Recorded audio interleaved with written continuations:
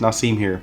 Now, after using the iPhone 13 for about 8 months now, the one thing that kept coming to my mind after using it on a day-to-day basis was this one simple statement that I think explains the iPhone 13 pretty perfectly. And that statement is, I think that the iPhone 13 is the perfect iPhone to get in 2022. And I say this because when you think about it, when it comes to price, software, battery, display, and even build quality, this is the most well-rounded iPhone that you can get in 2022. And yeah, some might say that the iPhone 13 Pro or the 13 Pro Max are better, and that may be true, but I will say that the 13 is very close to those phones when it comes to overall performance, and the fact that it's cheaper makes it a much better buy for most consumers. The iPhone 13 has a A15 Bionic processor that is as powerful as the 13 and 13 Pro Max. It has a really great display that looks as good as any top tier phone. It has a great battery that will last you all day even with heavy use, and it has the same exact software as any other iPhone, so you're not missing out on any premium features. And even though I think that the iPhone 13 is the perfect phone to buy in 2022, I still wanted to give you guys my experience with it after 8 months of use to see how it still holds up. And now the first thing that I wanted to look at when it came to how the iPhone 13 held up after 8 months of use was the display. Now the iPhone 13 has a 6.1 inch Super Retina XDR display that in person still has a phenomenal look that gives off a very premium feel. And something that I really liked about the 13 was how it felt. The smoothness was something that I still noticed even after 8 months of use, and scrolling through the OS felt effortless for me and had no lags along the way. I also really liked that it had the same size display as the iPhone 13 Pro, which made the viewing experience very similar. Whenever I watch a video on it, I loved how I had no trouble seeing anything, even if the screen was farther away, and I really appreciated the fact that it wasn't too big to the point where I would struggle with it when gripping it with one hand. The haptics were very smooth and precise. It basically was as sharp as the 13 Pro or Pro Max,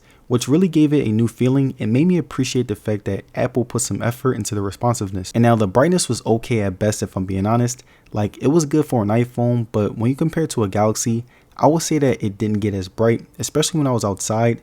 I still could see it on max brightness, but again, the competition was much better. And now the last thing that I liked about the iPhone 13's display was that the overall viewing experience was really good. The resolution was sharp, the colors were very vibrant yet realistic, and the size was big enough to make it a really great experience. And to show you guys what I mean, here's an example of me playing a game and watching a video.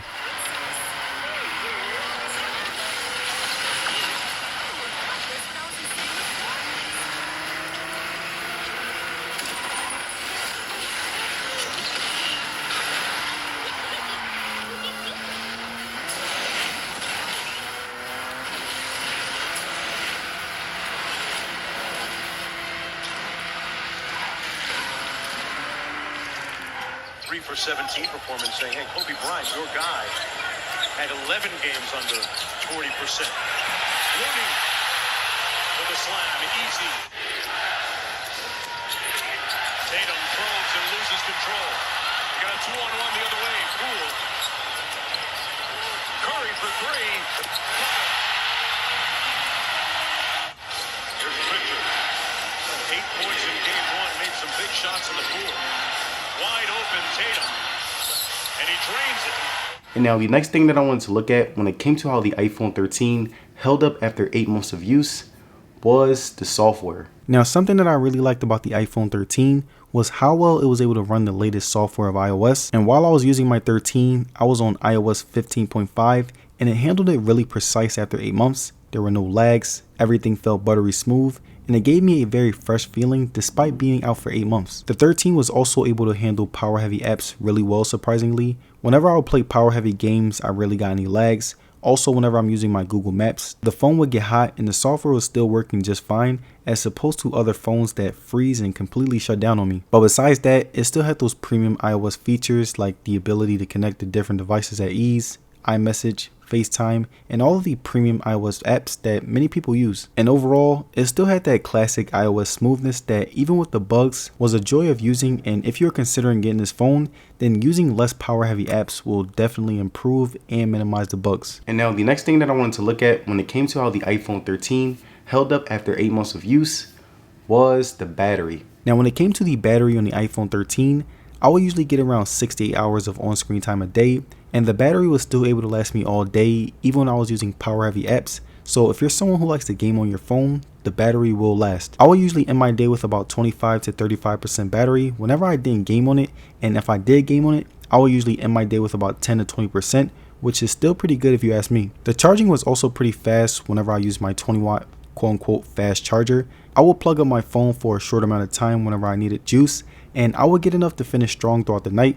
And when compared to the 13 Pro, the charge times and battery life were pretty much the same. So overall, I would say that the battery on the iPhone 13 was really good. And if you're someone who's looking to get the 13 in 2022, then this phone will last you all day with no problems, even if you're using power heavy apps. And now the next thing that I want to look at when it came to how the iPhone 13 held up after 8 months of use was the speakers. Now again, comparing the 13 and 13 Pro, I would say that the speakers were pretty much the same. The bass was a little weak, but that's usually a common problem within iPhones and most smartphones as a whole. But besides the bass not being that great, I would still say that the overall sound quality was really good. The music sounded nice, the videos were loud and clear, and the speakers overall enhanced my viewing experience because they were just too good. And to give you guys an idea of how the speakers sound, I'm going to play a video so that you can just see how loud they are.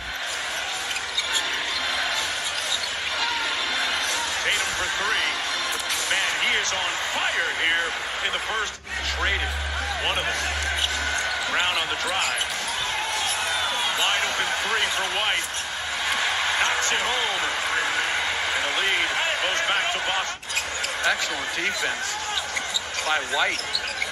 Beaten out to Green. Green slips it, lays it up. It's the presence of Steph Curry forces you to overreact. Tatum with the turnaround, top shot. But both these teams really handsy on defense. Inside to Wiggins. And now the final thing that I want to look at when it came to how the iPhone 13 held up after 8 months of use was the cameras. Now just like on almost every iPhone, the iPhone 13 has a 212 megapixel camera system that was pretty much the same when compared to the iPhone 12. I was still able to get good photos no matter how harsh or nice the environment was. Like right here, you can see my outside daytime photos, and I would say that these were pretty good pictures that turned out really well. Everything was sharp but not too sharp. The colors were very accurate, and there wasn't any yellowing like on any of the previous models. My face looked pretty color accurate, even when the sun wasn't towards my face, and the overall vibrancy of the outside pictures were pretty great to no surprise. And now when we look at the inside daytime photos, I would say that these were also really great. Like right here, you can see that there was no graininess no matter how dark it got, and my selfies were top notch when compared to other flagships. The quality got much better, the sharpness was still great, and the colors were very accurate, which definitely redeemed the camera overall. And when it came to video quality, the 13 had one of the best to offer. And to give you guys an example, here are some videos that I took on it.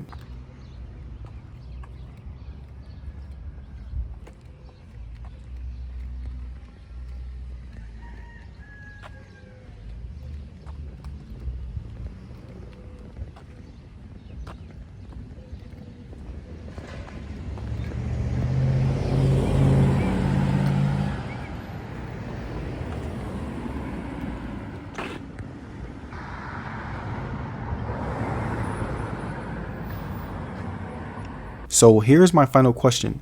Should you get the iPhone 13 in 2022? If I'm being honest, I would say yes because it's the best iPhone in terms of value. Because think about it, you basically get the same experiences as the 13 and 13 Pro Max without having to spend over $1,000. And there it is, my review on the iPhone 13 after 8 months of use. Now let me know down in the comments, would you get the iPhone 13 in 2022? Let me know. And if you guys made it to the end of this video, I'd like to say thank you for sticking around, and don't forget to like the video and subscribe. It'll be very appreciated. And as far as social media, you can follow me on Twitter and Instagram, and I will see you guys on the next one. Peace.